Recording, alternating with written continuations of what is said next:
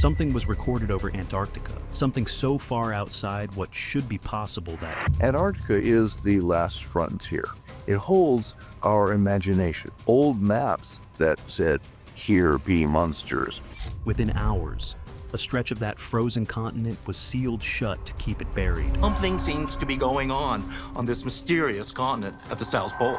The record was seized. The airspace was quietly closed, and the man who watched it from the cockpit, a United States Navy flight engineer with 4,000 hours over the ice, was told that none of it had ever happened. He was no dreamer, and he had no reason to lie. And what he says rose out of that ice was terrifying enough that a government decided you were never meant to know it existed. The email. It arrives in early 2015 in the inbox of Linda Moulton Howe, a journalist who has spent a career listening to accounts that never make the evening news. Most of what lands in that inbox goes nowhere. This one does not. The sender calls himself Brian. He says he is a retired United States Navy flight engineer, that he flew out of McMurdo Station across the late 1980s and early 1990s, and that he logged close to 4,000 hours over Antarctica.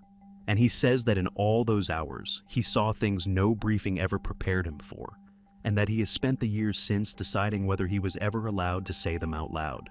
Howe has learned to listen before she judges, and over the months that follow, Brian gives her the story in pieces, the way a man tells you something he has rehearsed 1,000 times in the dark and never once said to another living person. It does not begin with lights or discs. According to the account, it begins with an empty camp.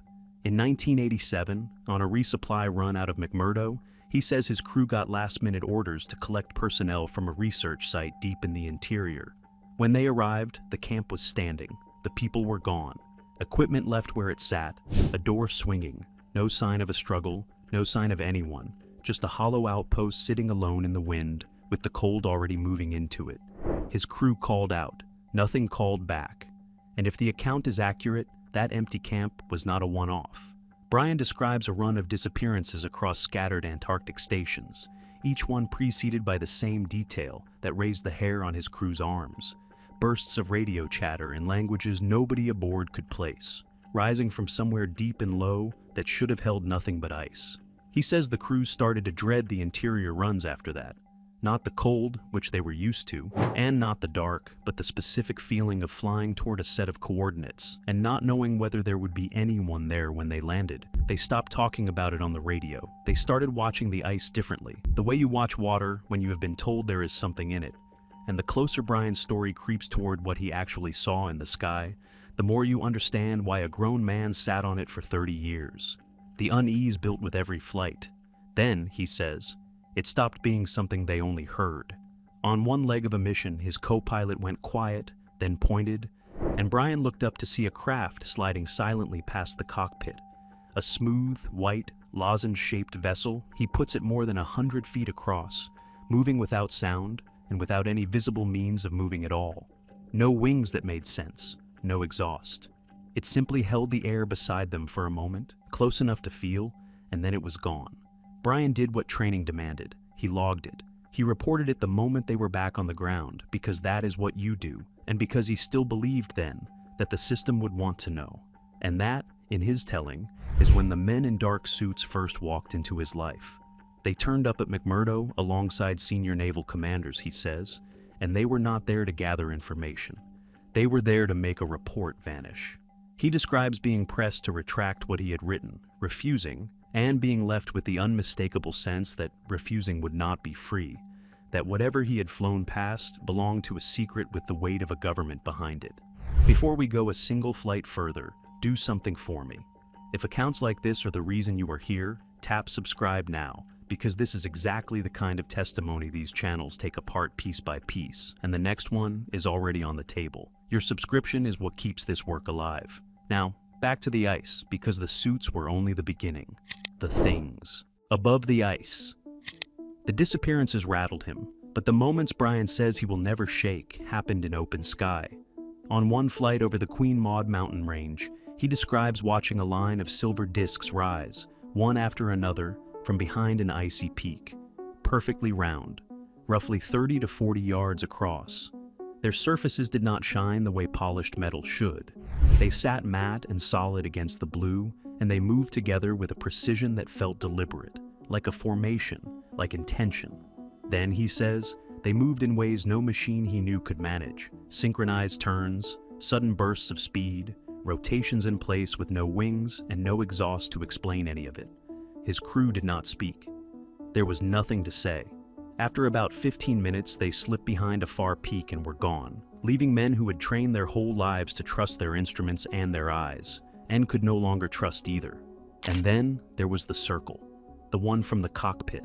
He describes it as smoother than any drill could carve, glowing that cold blue from far below, and he says that within about a kilometer of it, every instrument aboard turned against them.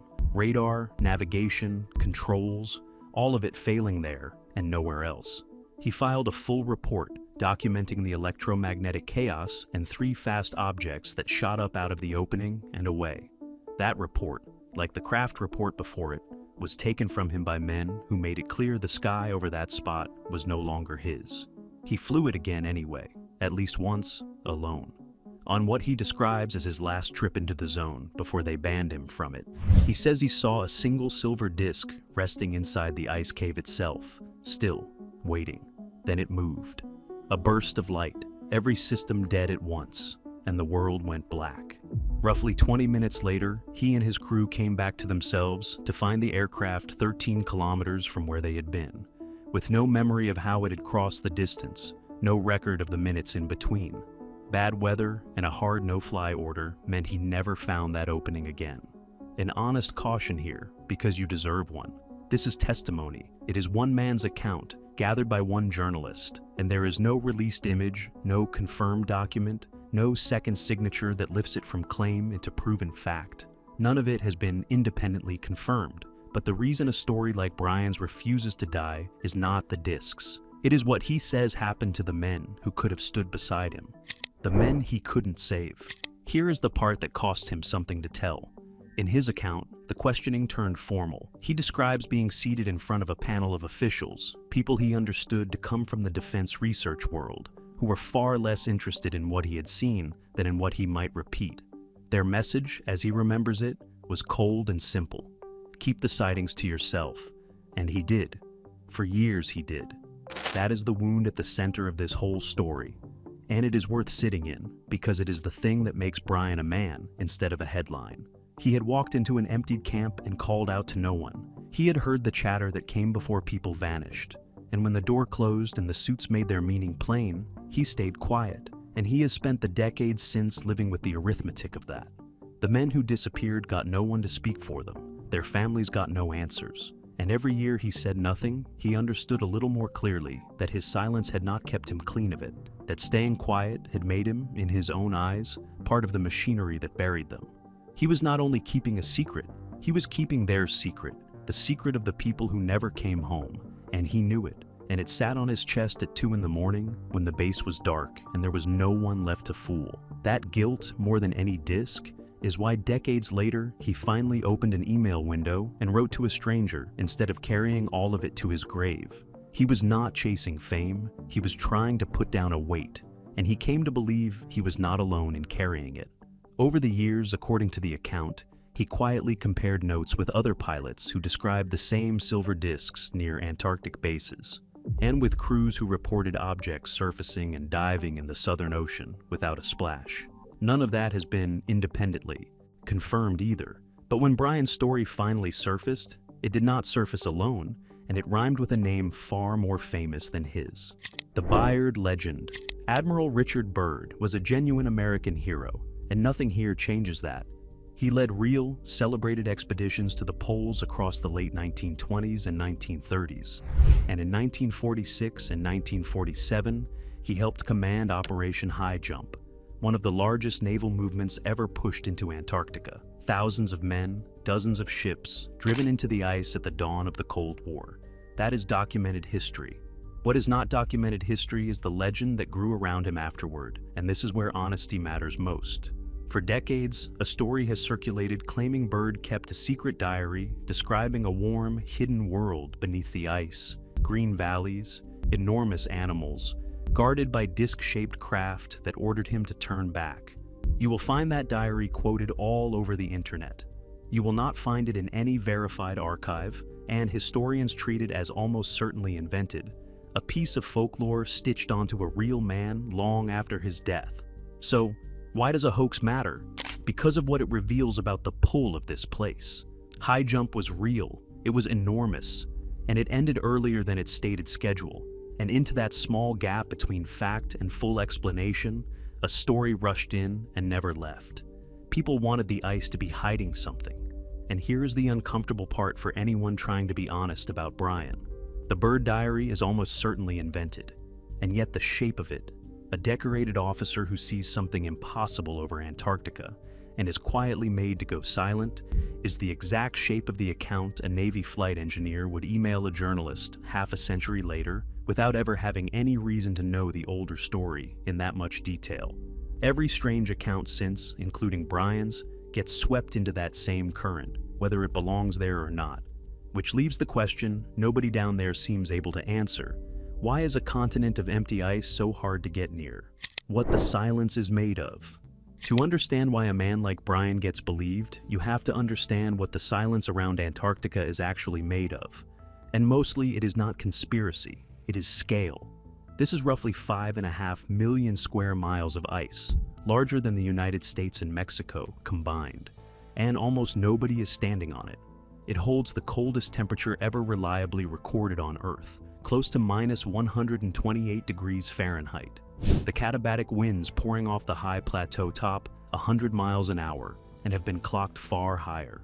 This is a place that needs no fence. The weather is the fence, and it has been keeping people out and stories in since long before Brian ever flew a mission. Remember that this is the environment he was working in.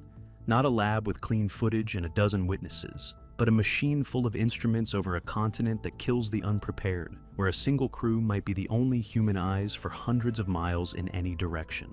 If you wanted a place where a thing could be seen and then unseen, where a report could go missing, and no one outside a handful of cleared men would ever know it existed, you could not design a better one than the one that already exists at the bottom of the map.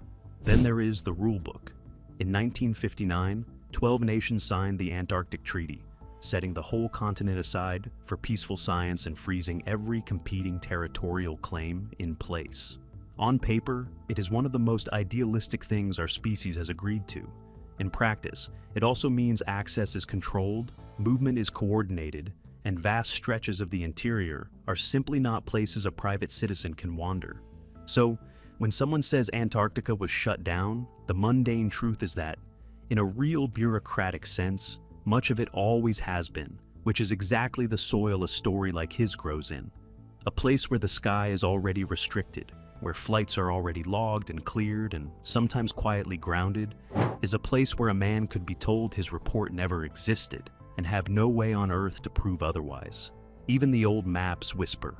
The Piri Reis map, drawn in 1513, shows a southern coastline that some argue resembles part of Antarctica, centuries before the continent was officially sighted in 1820.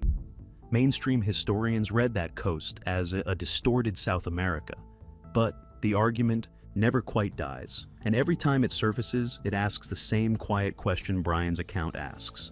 How complete is our picture of the bottom of the world, really?